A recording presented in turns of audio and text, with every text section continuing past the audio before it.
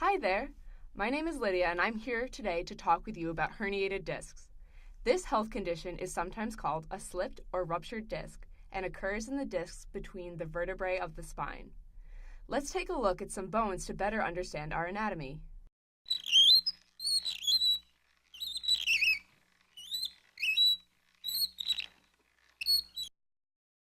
This is a human spine, which supports your body and protects the spinal cord connected to your brain.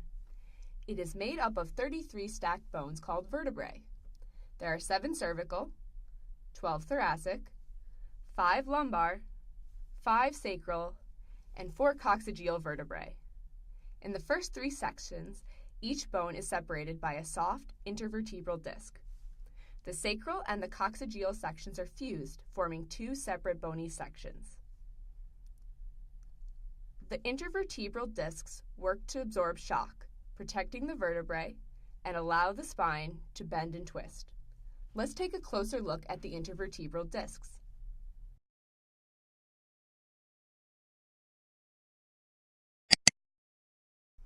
Here we see the thoracic section of the spine.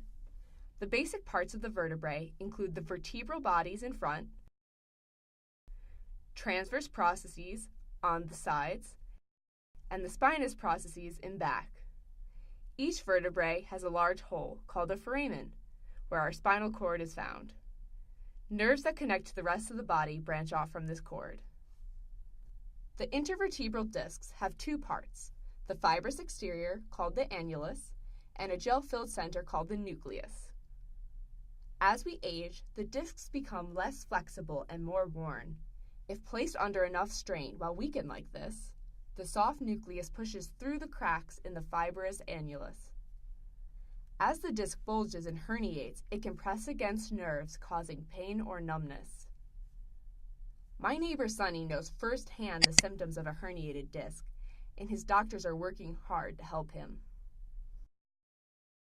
Hi there, I'm Sonny.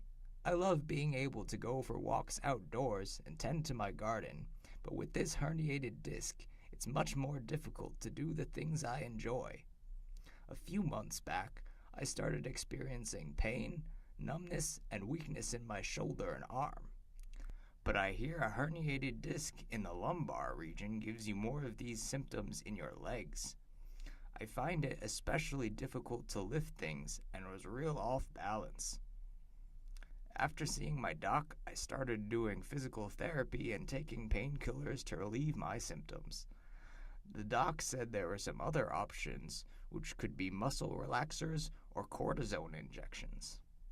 Thankfully, mine isn't that severe, but in some cases, surgery may be necessary to correct the problem by removing part of the disc, replacing it, or fusing together the affected vertebrae. Aside from aging, trauma can also cause herniated discs, making athletes especially prone to this problem. I always worry about my grandson who plays college football, knowing the amount of stress the sport puts on their spine. Actually, he's... Oof! Sorry, Gramps. Oh dear, I hope he's okay. If you're still having trouble understanding herniated discs, think of an intervertebral disc as a jelly-filled donut. The crispy outside is the fibrous exterior, and the jelly-filled center is the soft inside of a disc. When placed under stress or extreme pressure, the jelly leaks out through a weak spot. Of course, you don't have jelly donuts inside your body, unless you ate one for breakfast today.